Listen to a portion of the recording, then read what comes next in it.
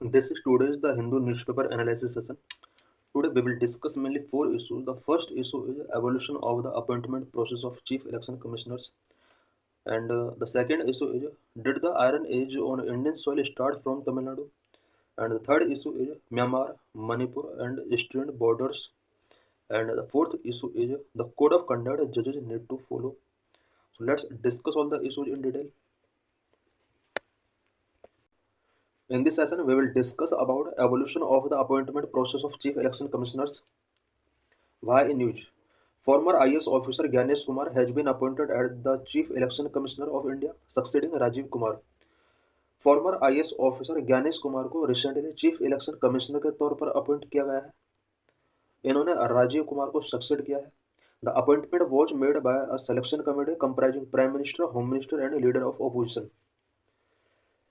Chief election commissioner का जो appointment किया गया है वो एक सिलेक्शन कमेटी के द्वारा किया गया है, जिसके अंदर prime minister, home minister and leader of opposition comprise होते हैं। The process has sparked controversy due to pending supreme court cases and opposition objections. Chief election commissioner का जो रिसेंटली अपॉइंटमेंट किया गया है, इस अपॉइंटमेंट प्रोसेस से रिलेटेड कुछ कंट्रोवर्सीज हैं, बिकॉज चीफ इलेक्शन कमिश्नर से रिलेटेड, स्पेशली अपॉइंटमेंट प्रोसेस से रिलेटेड सुप्रीम कोर्ट के अंदर केस पेंडिंग है एंड ओपोजिशन के भी कुछ ऑब्जेक्शंस हैं, जिसकी वजह से करंट का ये अपॉइंटमेंट प्रोसेस कंट्रोवर्सी यहाँ पर स्पार्क हुए हैं।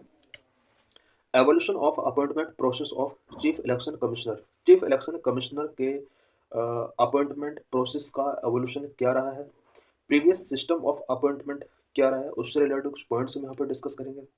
The new way appointment process क्या है, उससे रिलेटेड पॉइंट्स हम यहाँ पर डिस्कस करेंगे। Previous system of appointment, election commission comprises chief election commissioner and two other election commissioners. Election commission के अंदर वन चीफ इलेक्शन कमिश्नर होता है and two other election commissioners होते हैं। Earlier, there was no law passed by Parliament for the appointment of Chief Election Commissioner and Election Commissioner. Earlier time में chief election commissioner and election commissioners के appointment के लिए parliament के द्वारा किसी भी टाइप का लॉ पास नहीं किया गया था। In old system, president appointed the chief election commissioner on the advice of the prime minister. उस ओल्ड सिस्टम के अंदर प्रेसिडेंट चीफ इलेक्शन कमिश्नर का अपॉइंटमेंट प्राइम मिनिस्टर की एडवाइस पर करता था। It means only prime minister की advice ही प्रेसिडेंट के लिए सफिशिएंट थी। Traditionally the senior most election commissioner was elected to chief election commissioner. Traditionally election commission के अंदर जो सीनियर मोस्ट कैंडिडेट होता था, उस पर्सन को चीफ इलेक्शन कमिश्नर के तौर पर एलिवेट किया जाता था। Seniority was determined based on order of appointment date. Chief election commissioner कौन सीनियर होगा, कौन जूनियर होगा, ये डिसाइड किया जाता था कि उस पर्टिकुलर पर्सन का अपॉइंटमेंट डेट कब का है, उसके बेस पर ही यहाँ पर सीनियरिटी डिसाइड की जाती थी।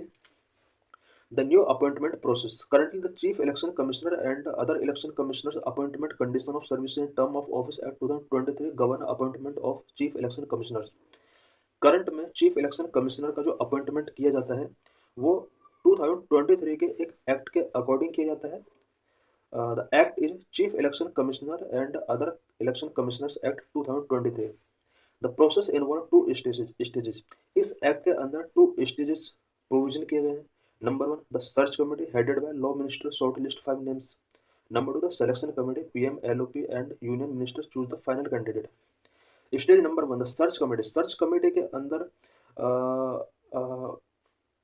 5 नेम्स शॉर्ट लिस्ट किए जाते हैं और ये कमेटी लॉ मिनिस्टर के द्वारा हेडेड होती है। इस कमेटी का मेन वर्क है कि 5 मेंबर का नेम सिलेक्शन कमेटी को फॉरवर्ड करना है, जिन्हें चीफ इलेक्शन कमिश्नर बनाया जाना है। तो सिलेक्शन कमेटी के अंदर 3 मेंबर्स होते हैं, prime minister, leader of opposition and union minister. Final candidate को चूज करना इनका मेन वर्क होता है। Based on this recommendation, president officially appoint the chief election commissioner. Selection committee के रिकमेंडेशन के बेस पर प्रेसिडेंट चीफ इलेक्शन कमिश्नर को appoint करते हैं। Eligibility and tenure under the new law. New law के अंदर कुछ स्पेशल प्रोविजंस किए गए हैं, एलिजिबिलिटी से रिलेटेड एंड टेन्योर से रिलेटेड कुछ प्रोविजंस किए गए हैं। Specific eligibility criteria as per new law. Number 1, must have held the rank of secretary to the government of India. जिसको भी चीफ इलेक्शन कमिश्नर बनाया जाएगा वो गवर्नमेंट ऑफ इंडिया के अंदर एटलीस्ट सेक्रेटरी रैंक होल्ड उसने टेकिंग किया हो इन पास्ट पीरियड में। Number 2, candidate must have integrated experience in election management. Candidate के अंदर इंटीग्रिटी होना चाहिए एंड इलेक्शन मैनेजमेंट से रिलेटेड उसको एक्सपीरियंस होना चाहिए। टर्म्स ऑफ सर्विसेज, सर्विसेज से रिलेटेड क्या क्या टर्म्स हैं। The total tenure can not exceed 6 year including service as election commissioner and chief election commissioner. Total tenure 6 year से ज़्यादा नहीं होगा।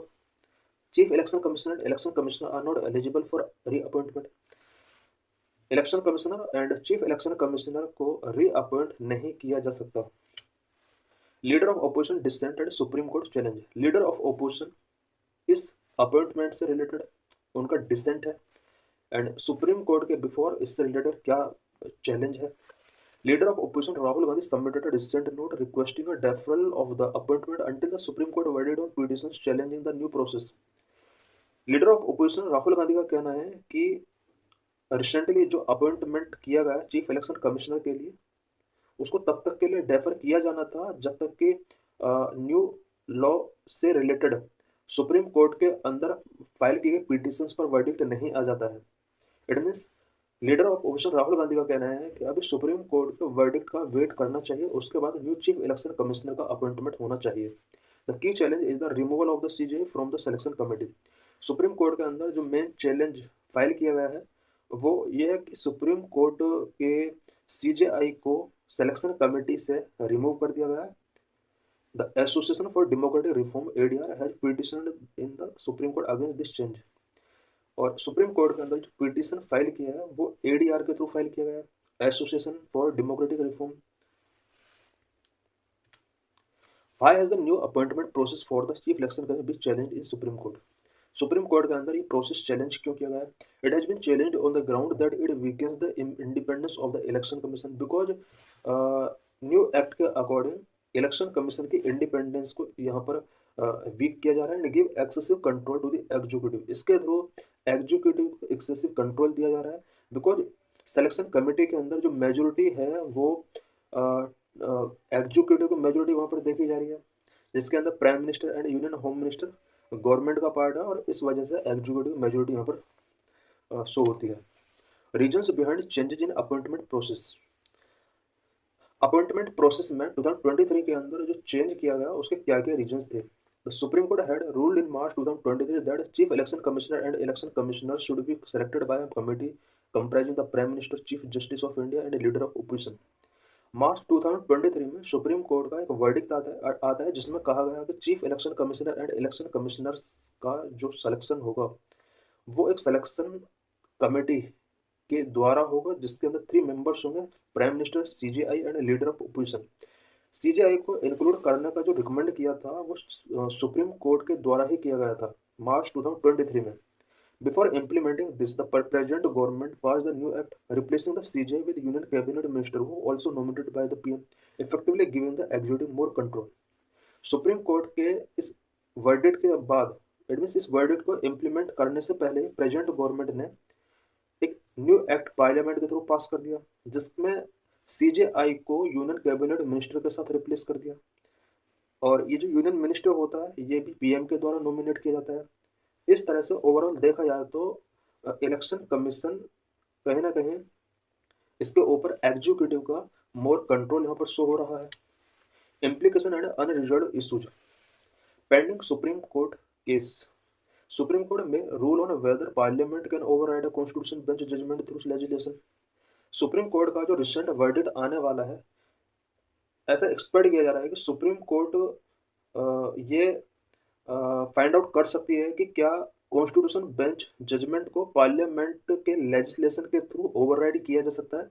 बिकॉज यहाँ पर सुप्रीम कोर्ट बेंच का ही जजमेंट था कि सिलेक्शन कमेटी के अंदर सीजेआई को भी इंक्लूड किया जाना चाहिए, बट यहाँ पर 2023 में पार्लियामेंट एक्ट के थ्रू लेजिस्लेशन इनेक्ट करके यहाँ पर सीजेआई को रिमूव कर दिया गया, रिप्लेस कर दिया गया with union home minister. Political debate. The opposition argue that government now has a disproportionate control over the election commission. Political debate यहाँ पर बहुत ज़्यादा अब देखा जा रहा है इस इशू से रिलेटेड, बिकॉज ओपोजिशन पार्टीज का कहना है कि इलेक्शन कमीशन के ऊपर गवर्नमेंट का डिस्प्रोपोर्शनेट कंट्रोल देखा जा रहा है। Impact on future elections, because इसका फ्यूचर इलेक्शंस पर भी इम्पैक्ट पड़ सकता है। The legitimacy of the new selection process में influence public trust in the election commission independence. New selection process की लेजिटिमिटी जो है वो पब्लिक ट्रस्ट को इन्फ्लुएंस कर सकती है, स्पेशली इलेक्शन कमीशन की जो इंडिपेंडेंस है, इससे रिलेटेड बहुत सारे क्वेश्चंस सोसाइटी के अंदर रेज होने शुरू हो गए हैं। Conclusion, appointment of Gyanesh Kumar chief election commission mark the first implementation of the 2023 act. Recently जो ज्ञानेश कुमार का चीफ इलेक्शन कमिश्नर के तौर पर अपॉइंटमेंट किया गया है, ये 2023 एक्ट के अकॉर्डिंग किया गया है, पहला इसके अकॉर्डिंग अपॉइंटमेंट है। इट मीन्स 2023 एक्ट का पहली बार इम्प्लीमेंटेशन किया गया है। However, with the Supreme Court verdict pending, the debate over transparency and independence of the Election Commission remain unresolved. Supreme court verdict अभी पेंडिंग है, बट इलेक्शन कमीशन की transparency and independence से related अभी भी जो डिबेट है वो unresolved है। In this article we will discuss did iron age on Indian soil starts from Tamil Nadu. Why news releasing a report on the antiquity of iron, Tamil Nadu Chief Minister M.K. Stalin proclaimed that the Iron Age began on Tamil Nadu soil, placing the date 5,300 odd years ago, 4th millennium BCE. Iron antiquity के एक report के according Tamil Nadu chief minister M.K. Stalin ने proclaim किया है कि iron age का जो starting हुआ है वो तमिलनाडु सॉइल से हुआ है, अबाउट 5,300 ईयर्स अगो। ये एज तमिलनाडु से स्टार्ट हुआ, ऐसा M.K. स्टालिन का प्रोक्लेम इन्होंने किया है। He said that history of Indian subcontinent could no longer overlook Tamil Nadu. इन्होंने कहा है कि इंडियन सबकॉन्टिनेंट का हिस्ट्री तमिलनाडु को ओवरलुक नहीं कर सकता। अबाउट आयरन एज, यहाँ पर हम आयरन एज के बारे में पढ़ेंगे, बिकॉज आयरन एज से पहले भी 2 एजेज और भी थे, पहले हम वो डिस्कस कर लेते हैं। सबसे पहला जो एज था वो स्टोन एज था। स्टोन एज के बाद ब्रोंज एज आया और ब्रोंज एज के बाद आयरन एज आया। उसी आयरन एज की यहाँ पर इस इशू के अंदर हम बात कर रहे हैं जिससे रिलेटेड तमिलनाडु चीफ मिनिस्टर ने प्रोक्लेम किया है। The stone age was time period when stone was used to make tools. This age is further divided into 3 periods. Stone age एक वो टाइम पीरियड था जब स्टोन्स का टूल बनाना लोगों ने स्टार्ट किया। ये बहुत ही ओल्ड टाइम पीरियड है और स्टोन एज को 3 पार्ट्स में यहाँ पर डिवाइड किया जा सकता है।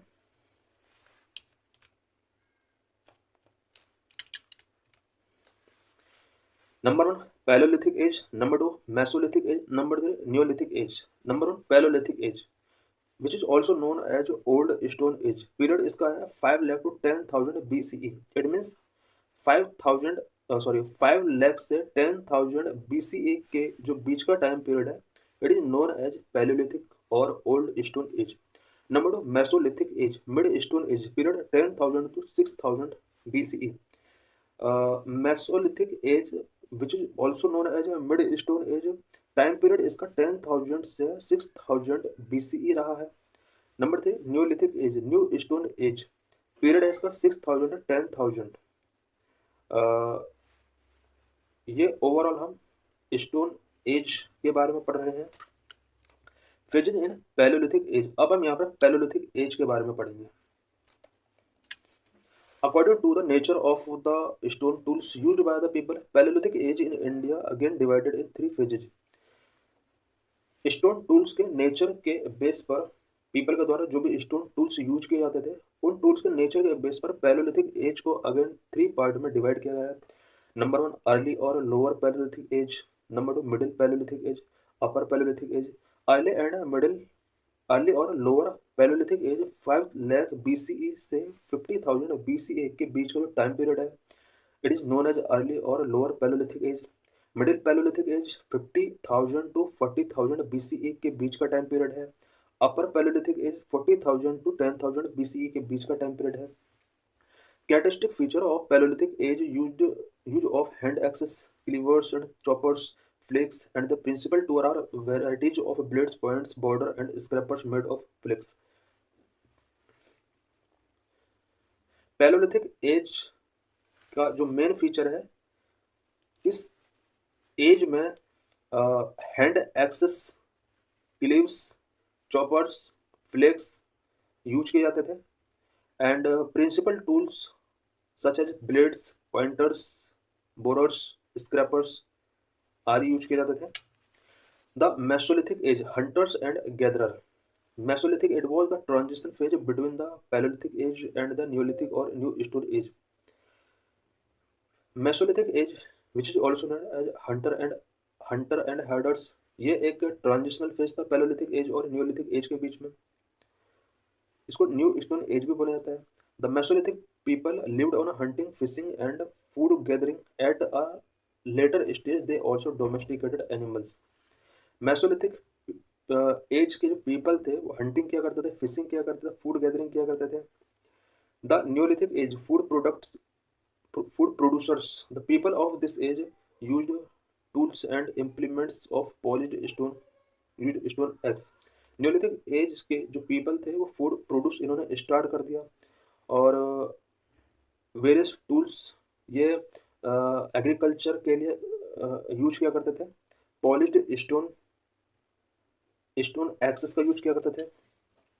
N important site related to neolithic is that of Burzahom, which means the place of birth is situated 16 kilometre north west of Srinagar. Neolithic age से रिलेटेड एक इम्पोर्टेंट साइट डिस्कवर किया गया Burz, which means the place of birth, और north west of Srinagar के 16 kilometre distance पर situated है। The neolithic people lived there on a lake side in pits and probably had a fishing and hunting economy. Neolithic age people जो थे वो lake side पिट्स में रहा करते थे और फिशिंग एंड हंटिंग किया करते थे। They seem to have been acquainted with agriculture, ऐसा माना जाता है कि वो एग्रीकल्चर किया करते थे। Second age, bronze age. The bronze age in India refer to the period when humans first begin use of bronze. Bronze age India में तब से स्टार्ट होता है जब ह्यूमंस ने ब्रोंज का फर्स्ट यूज किया टूल्स मेकिंग करने के लिए। Bronze is an alloy of copper and tin which was used to make tools, weapons and other items. Bronze copper and tin का एलॉय होता है जो कि tools, weapons and other items बनाने के लिए यूज किया जाता है। This era was nearly close to Indus valley civilization from around 3300 BCE to 1300 BCE। Bronze age era जो रहा है वो इंडस वैली सिविलाइजेशन के ड्यूरिंग का ये टाइम पीरियड है, because Indus valley civilization 3300 BC to 1300 BC तक रहा है। And third we will discuss about iron age. 1200 BCE to 600 BC, the Iron Age was a period in human history that started between 1200 BCE to 600 BCE, followed the Stone Age and Bronze Age। Iron age की अगर time period की बात की जाए तो 1200 BC से 600 BC के बीच का जो टाइम पीरियड रहा है ह्यूमन हिस्ट्री में वो आयरन एज रहा है। आयरन एज के बाद आयरन एज से पहले स्टोन एज अभी हमने डिस्कस किया है, उसके बाद ब्रोंज एज आया, उसके बाद थर्ड नंबर पर आयरन एज आता है। The iron age existed in Europe, Africa and Asia during pre historic times in old world. Iron age old world में यूरोप, अफ्रीका एंड एशिया के अंदर एग्जिस्टेड था। Iron age did not occur in America because this was not here been discovered. Iron age America के अंदर नहीं था because उस time तक अमेरिका का डिस्कवरी नहीं हुआ था। Iron ore first began Turkey before spreading to other European countries. First iron age Turkey के अंदर बिगन हुआ, उसके बाद ये यूरोपियन कंट्रीज के अंदर पहुंचा। Iron became the preferred choice of metal, replacing the use of bronze in metal working. Iron all metals में प्रीफरली इसको चूज किया जाता था। People used iron to make strong tools which made farming easier।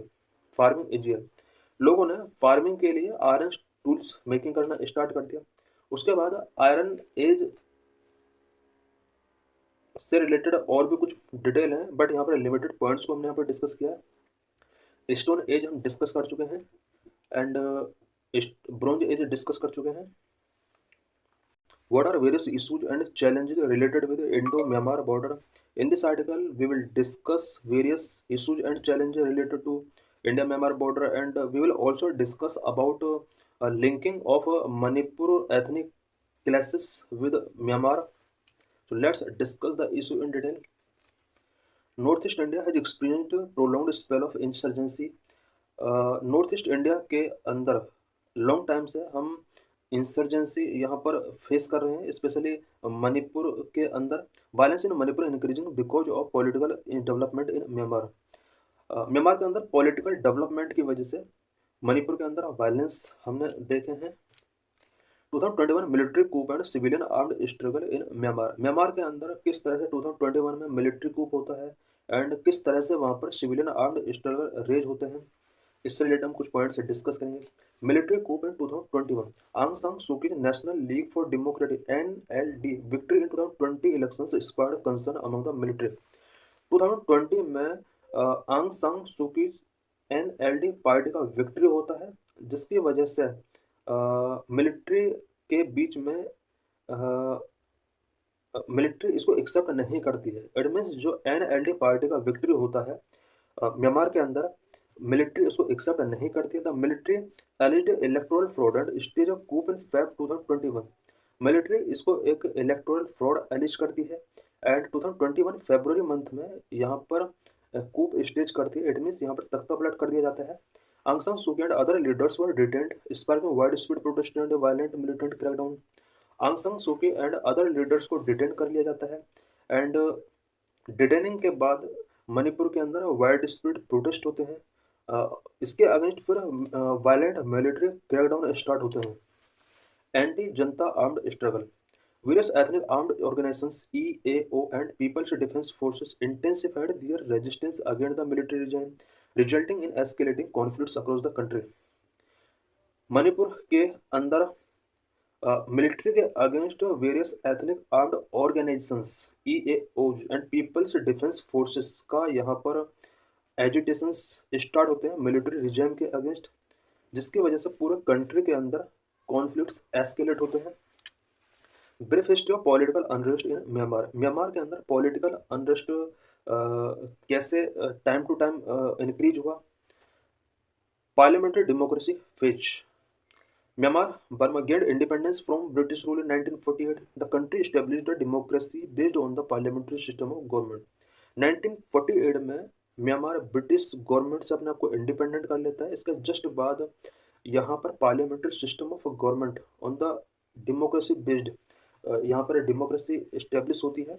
It means freedom के बाद यहाँ पर जो सिस्टम इस्टेब्लिश होता है वो बेटर सिस्टम होता है। First phase of military rule 1962 में यहाँ पर मिलिट्री रूल पहली बार स्टार्ट होता है। In 1962, General Ne win stage of coup dictated establishing a military dictatorship. The Burma Socialist Program Party became the country's sole political party. 1962 में पहली बार यहाँ पर जनरल ने विन ने डिक्टेटरशिप को यहाँ पर मिलिट्री डिक्टेटरशिप को बढ़ावा दिया, इस्टेब्लिश किया।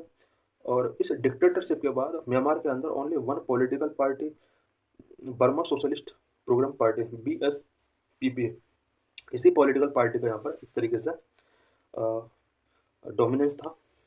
Phase of political conflict within the military. अब मिलिट्री के अंदर यहाँ पर पॉलिटिकल कॉन्फ्लिक्ट स्टार्ट होते हैं। In 1980 general Saw Maung seized control of the government, overthrowing the BSPP due to wide spread economic decline and corruption. इसके बाद 1988 में, बिकॉज इससे पहले 1962 में यहाँ पर मिलिट्री डिक्टेटरशिप स्टार्ट हुआ। BSPP वन पॉलिटिकल पार्टी थी। इसके बाद 1988 में जनरल सॉ मोंग ने गवर्नमेंट पर कंट्रोल कर लिया और BSPP को यहाँ पर ओवरथ्रो कर दिया, because economic decline and corruptions wide spread हो रहे थे म्यांमार के अंदर इस टाइम के during. However the military continue to rule under the state peace and development council. Military ने पहले जहाँ BSPP के थ्रू रूल किया, अब मिलिट्री ने 1988 के बाद SPDC state peace and development council के थ्रू यहाँ पर रूल किया। Phase of a democratic transition 2010 में डेमोक्रेटिक ट्रांजिशन का फेज आता है म्यांमार के अंदर। इन 2010 the SPDC had elections paving the way for a cohesive civilian government. 2010 में एसपीडीसी ने यहाँ पर इलेक्शंस कंडक्ट कराए, quasi judicial quasi civilian government establish यहाँ पर किया गया 2010 में। आंग San Suu Kyi national league for democratic won the 2015 election. 2015 में फिर से इलेक्शन होते हैं। इस इलेक्शन में NLD national league for democratic आंग सान सू की पार्टी थी, 2015 में फिर से विन कर जाती है। Issue of massive influx of refugees in India. India में रिफ्यूजीज का म्यांमार की तरफ से मैसिव इन्फ्लक्स हो रहा है, जो कि एक मेजर इशू बना हुआ है, और ये आर्टिकल मेनली इसी इशू से रिलेटेड है। Massive influx of refugees in India, current ongoing armed struggle between the military junta and the people's defence forces in Chin region, Sagaing region have led to massive influx of refugees in India, especially Mizoram and Manipur. Because Manipur के अंदर current में military junta and PDF people's defence forces के बीच में Chin region and Sagaing region के अंदर जो armed conflict armed struggle चल रहे हैं, इसकी वजह से इंडिया के अंदर म्यांमार की तरफ से मैसिव रिफ्यूजीज का यहाँ पर इन्फ्लक्स देखा गया है। Specially Mizoram and Manipur areas में ये इन्फ्लक्स सबसे ज़्यादा देखे गए हैं। This emerged at the tension between India and Myanmar, as these have been linked to violent ethnic clashes, drug trafficking and smuggling. Massive influx की वजह से दोनों कंट्रीज के बीच में टेंशंस इमर्ज हुए हैं, बिकॉज इस रिफ्यूजी इन्फ्लक्स का जो लिंकिंग है वो एथनिक क्लैसेस जो मणिपुर के अंदर देखे जा रहे हैं उसके साथ इसका लिंक है। ड्रग ट्रैफिकिंग एंड स्मगलिंग से इनका लिंक शो हो रहा है। 95,600 refugees from Myanmar had moved into India, according to UN High Commissioner for Refugees estimate as December 2031. 24 approximately 95,600 refugees from Myanmar had moved into India. December 31, 2024, it means 2024 तक Myanmar की तरफ से India में जो refugees का influx हुआ है, about 95,600 refugees ने इंडिया में एंटर किया है। UN high commissioner for refugees का ये डाटा है। Out of this about 73,400 refugees reportedly reached India after recent military coup. Recent military coup के बाद म्यांमार से इंडिया की तरफ एंट्री करने वाले जो रिफ्यूजीज हैं वो 73,400 इनका नंबर है। Porous border are difficulty, because India और म्यांमार के बीच का जो बॉर्डर है वो वेरी पोरस है। Due to the porous border it is difficult to accurately estimate the number of Myanmar refugees in India, because दोनों कंट्रीज के बीच का बॉर्डर पोरस है। एक्चुअल रिफ्यूजीज इंडिया में कितना इन्फ्लक्स हुआ है एक्यूरेटली एस्टिमेट करना काफ़ी डिफिकल्ट है। The influx of Myanmar refugees has generated diverse response in India north eastern state, considerable empathy for refugees by north esters.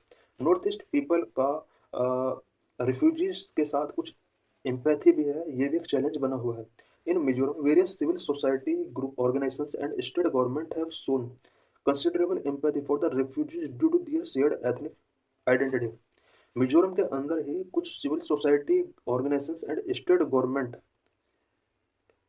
इन्होंने रिफ्यूजीज को लेकर एम्पैथी शो किया है, बिकॉज इन रिफ्यूजीज का एथनिक आइडेंटिटी मिजोरम के अंदर रहने वाले कुछ पीपल के साथ शेयर्ड होता है। Disturbing the fragile ethnic balance इन मणिपुर। अब सबसे बड़ा इस जो चैलेंज बना हुआ है मणिपुर के अंदर एथनिक बैलेंस डिस्टर्ब हुआ है इस मैसिव इन्फ्लक्स की वजह से। In Manipur there are concern that the influx of refugees is disturbing the fragile ethnic balance and has become an important variable in the Meitei Kuki conflict. ऐसा एक्सपेक्ट किया जा रहा है कि मैसिव रिफ्यूजी इन्फ्लक्स की वजह से मणिपुर के अंदर एथनिक बैलेंस डिस्टर्ब हुआ है एंड मैते कुकी कम्युनिटीज के बीच में जो कॉन्फ्लिक्ट है उसके लिए भी एक रीजन हो सकता है। Should free movement regime be abolished. Union home minister announce that the free movement regime would be abolished to maintain internal security and to maintain the demographic structure of India north eastern state border Myanmar. Union home minister का कहना था कि free regime movement को abolish किया जाएगा so that internal security को maintain किया सके, और साथ में म्यांमार बॉर्डर के साथ जो भी नॉर्थ ईस्टर्न स्टेट हैं उन स्टेट के अंदर डेमोग्राफिक स्ट्रक्चर को मेंटेन करने के लिए ये नेसेसरी है। What is free movement regime? Free movement regime क्या है, इससे रिलेटेड कुछ पॉइंट्स हम यहाँ पर डिस्कस करेंगे। In northeast India, there are many ethnic groups such as Mizo, Chin, Kuki that inhabit both sides of the India-Myanmar border and share a strong community and family ties. North east India के अंदर many ethnic groups हैं such as Mizo चिन cookie. ये border के both side में inhabit करते हैं। It means कुछ India border के अंदर कुछ म्यांमार बॉर्डर के अंदर ये स्प्रेड है सभी कम्युनिटीज के लोग। और इन सभी एथनिक ग्रुप का strong community and family ties काफ़ी शेयर होते हैं। Recognize these ethnic interactions, the government of both countries instituted a free movement regime after independence for people living within 40 kilometers on either side of the India-Burma-Myanmar border, which was subsequently reduced to 16 kilometers. Because इन ethnic group का strong community and family ties share होते हैं, इसको ध्यान में रखते हुए दोनों कंट्रीज के गवर्नमेंट ने इंडिपेंडेंस के बाद फ्री मूवमेंट रिजेम स्टार्ट किया था। स्पेशली बॉर्डर के 40 किलोमीटर एरिया के दायरे में इन एथनिक ग्रुप का मूवमेंट यहाँ पर फ्री था और उसके बाद इस 40 किलोमीटर लिमिट को 16 किलोमीटर कर दिया गया। The free movement regime allowed people in the designated areas to move across the border without any paperwork such as visa. Without visa लोग बॉर्डर पर यहाँ पर एग्जिट या कमिंग कर सकते थे। Additionally, a wide range of economic activities such as border huts were established to encourage local cross-border trade and promote livelihood. Local cross border trade and livelihood को promote करने के लिए इनकरेज करने के लिए बॉर्डर पर बॉर्डर हट्स इस्टेब्लिश किए गए और अदर वेरियस इकोनॉमिक एक्टिविटीज भी बॉर्डर एरियाज में इस्टेब्लिश की गई। In Manipur there are concern that the influx of refugee disturbing the fragile ethnic balance and has become an important variable in the Mathi-Kuki conflict. Manipur में massive influx की वजह से मणिपुर का ethnic balance disturb हो रहा है और मैथी-कुकी कॉन्फ्लिक्ट के लिए यही रीजन बन रहा है। व्हाट इज अर्जेंट रिक्वायरमेंट, इस प्रॉब्लम को कैसे सॉल्व करना चाहिए, इंडिया को क्या स्टैंड टेकिंग करना चाहिए मैसिव रिफ्यूजी इन्फ्लक्स को लेकर, या फिर म्यांमार के अंदर जो भी सिचुएशन है उसको सॉल्व करने के लिए इंडिया को क्या रोल प्ले करना चाहिए। Number one, need to arrest consolidation of unhealthy relationship, because India और म्यांमार के बीच अनहेल्दी रिलेशनशिप कंसोलिडेट हो रहे हैं, उसको हमें अरेस्ट करना होगा। Number two, need to provide humanitarian relief, जो रिफ्यूजीज हैं ह्यूमैनिटेरियन क्राइसिस हम वहाँ पर देख रहे हैं उसके अगेंस्ट हमें ह्यूमैनिटेरियन रिलीफ प्रोवाइड कराना होगा। Move towards a more federal democratic politic federal democratic politic के लिए कुछ स्टेप टेकिंग करने होंगे म्यांमार के अंदर। Number need to arrest consolidation of unhealthy relationship to ensure peace in the region. The consolidation of unhealthy relationship between Indian insurgent group and armed group across the border need to be arrested, because current में Indian insurgent group and armed group across the border इनके बीच में unhealthy relationship काफ़ी consolidate हो रहे हैं, इसको हमें अरेस्ट करना होगा।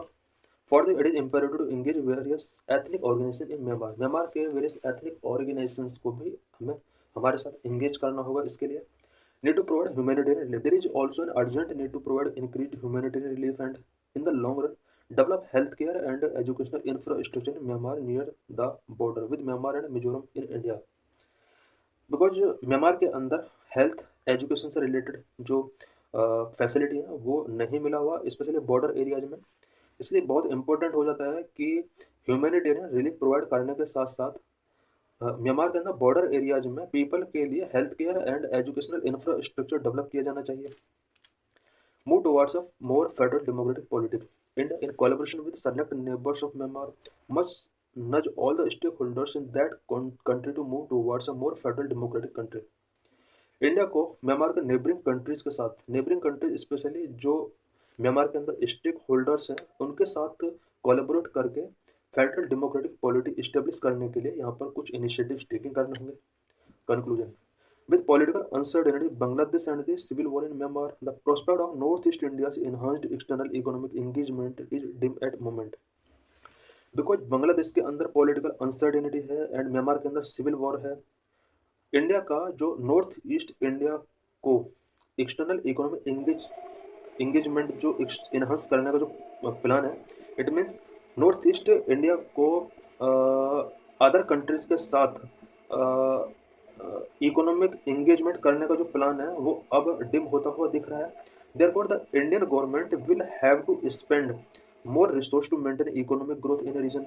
इस रीजन में इकोनॉमिक ग्रोथ के लिए इंडियन गवर्नमेंट को अब खुद से ही यहाँ पर रिसोर्स पर स्पेंड करना होगा। अब हमें अदर कंट्रीज पर डिपेंड नहीं रहना चाहिए नॉर्थ ईस्ट रीजन के डेवलपमेंट के लिए। Long term border management practices in north east India should be to increase economic interaction with south east Asian countries. South east Asian countries के साथ interaction करने के लिए, स्पेशली इकोनॉमिक इंटरेक्शंस करने के लिए हमें long term border management practices पर फोकस करना होगा। Because north eastern border areas पर पीस एंड मेंटेनेंस इसलिए जरूरी है बिकॉज हमें नॉर्थ ईस्ट एशियन कंट्रीज के साथ इंटरेक्शन करना है। द कोड ऑफ कंडक्ट जजेज need to follow.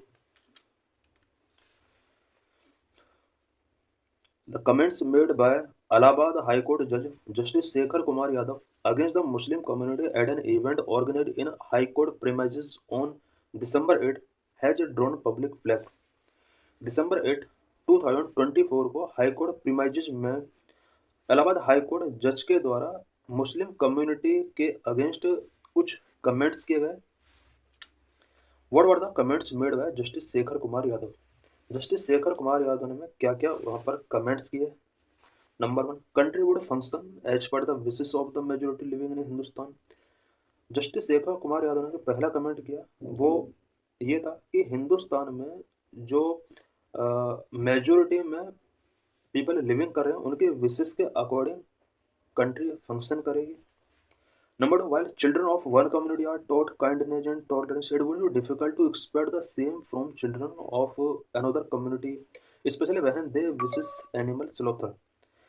Justice Shekhar Kumar Yadav ने सेकंड कमेंट किया कि इंडिया के अंदर एक कम्युनिटी के children kindness and tolerance taught कर रहे हैं, टीच कर रहे हैं, सीख रहे हैं। वहीं दूसरी कम्युनिटी के जो चिल्ड्रन हैं वो एनिमल स्लॉथिंग की एक्टिविटी में पार्टिसिपेट है और ये कहीं ना कहीं इंडिया के अंदर एक क्लासेस इसकी वजह से पैदा हो सकते हैं। Number 3, Hindus revere women as goddesses even as members of the other community practise polygamy, हलाला और त्रिपुर तलाक। थर्ड कमेंट जो जस्टिस यादव ने किया वो ये था कि हिंदूज में वुमेन को एज गॉडीज रिवर यानी पूजा की जाती है, वहीं अदर कम्युनिटी में वुमेन के साथ वेरियस प्रैक्टिस सच एज पोलीगमी, हलाल और ट्रिपल तलाक जैसे बैड प्रैक्टिस फॉलो की जाती है। वाई सम ऑर्गेनाइजेशंस ओपोज, कुछ ऑर्गेनाइजेशन ने हाई कोर्ट के इस जज का ओपोज किया है। All India law union have written to the CJI Sanjiv Khanna saying the जजेस comments lean away from democracy and towards a Hindu Rashtra. All India law union ने सीजीआई को एक रिटर्न लेटर लिखा है सीजीआई संजीव खन्ना के लिए, जिसमें कहा गया है कि इस जज के जो कमेंट हैं वो डेमोक्रेसी से लीन है एंड हिंदुत्व राष्ट्र की तरफ ये एक मोटिवेटेड कमेंट है।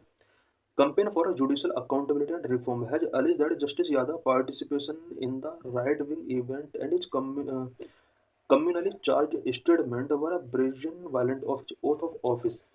Campaign for Judicial Accountability and Reforms ने कहा है कि जस्टिस यादव का जो एक कमेंट है राइट विंग इवेंट्स में एक कम्युनली चार्ज स्टेटमेंट है एंड इन्होंने जो भी ओथ ऑफ ऑफिस टेकिंग किया है उसका प्रेजेंट वायलेंट है। Supreme Court Bar Association President Senior Advocate Kapil Sibal has reportedly called for the impeachment of this High Court judge. इस हाई कोर्ट जज के अगेंस्ट इम्पीचमेंट टेकिंग करने के लिए supreme court bar association president Kapil Sibal ने यहाँ पर डिमांड किया है।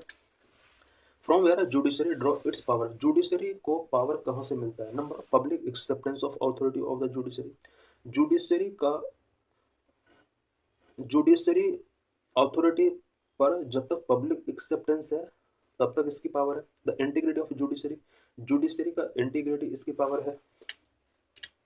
व्हाट आर जुडिशियल एथिक्स, जजेस के लिए जुडिशियल एथिक्स क्या क्या है। मेनली यहाँ पर टू प्रोविजन के बारे में पढ़ेंगे। Number 1, the restatement of values of judicial life, इसके अंदर कुछ प्रोविजन किए गए। Number 2, the Bangalore principle of judicial conduct 2002, इसके बारे में हम पढ़ेंगे। The restatement of values of judicial life. It is the primary code of ethics governing judicial behavior adopted by the Supreme Court on May 7, 1997. The restatement of values of judicial life. ये एक judicial behaviour को govern करने के लिए code, primary code of ethics है, जो कि supreme court के द्वारा May 7, 1997 को एक्सेप्ट किया गया था. First rule of the code is that the behavior of a judge must reaffirm the people's faith in the impartiality of judiciary. पहला जो रूल ऑफ कोड है इस रीस्टेटमेंट के अंदर वो यही है कि जुडिशरी की इम्पार्शलिटी को लेकर पीपल के फेथ को रीअफर्म करके रखना है. इट मीन्स कोई भी जज ऐसा वर्क नहीं करेगा जिससे जुडिशरी की इम्पार्शलिटी से रिलेटेड पीपल का फेथ डिमिनिश हो. Any act of a judge of the Supreme Court or High Court, whether in official or personal capacity, which erodes the credibility of this perception has to be avoided. इस restatement के अंदर कहा गया है कि high court या supreme court के जज का एनी एक्ट, चाहे वो पर्सनल कैपेसिटी बेस पर है या फिर ऑफिशियल एक्ट है, कोई भी ऐसा वर्क नहीं उसको करना है जो कि सुप्रीम कोर्ट की क्रेडिबिलिटी, जुडिशरी की क्रेडिबिलिटी को इरोड करता है. Justice Yadav seems to have missed the last rule of the code, which mandated that a judge must at all times be conscious that he is under the public gaze. जज को all time conscious रहना चाहिए, because उसको ऐसा मानना चाहिए कि public gaze के अंडर हो. बट जस्टिस यादव ने शायद इस कोड का वायलेशन किया है. The Bangalore principle of judicial conduct 2002, it presents a framework to regulate judicial conduct. Judicial conduct को रेगुलेट करने के लिए फ्रेमवर्क इसके अंदर प्रपोज किया गया है. It requires just to ensure that his or her conduct both in and out of court maintain and enhance the confidence of the public legal profession and in litigants in the impartiality of the जज and of judiciary. Bangalore principle of judicial conduct 2002 के अंदर provision किया गया है कि कोई भी जज किसी टाइप का कोई ऐसा कंडक्ट नहीं करेगा इन and out of the court जिससे जुडिशरी का रेपुटेशन डाउन होता है. पब्लिक का कॉन्फिडेंस जुडिशरी के प्रति एनहांस करने के लिए, मेंटेन करने के लिए उसको वर्क करना होगा.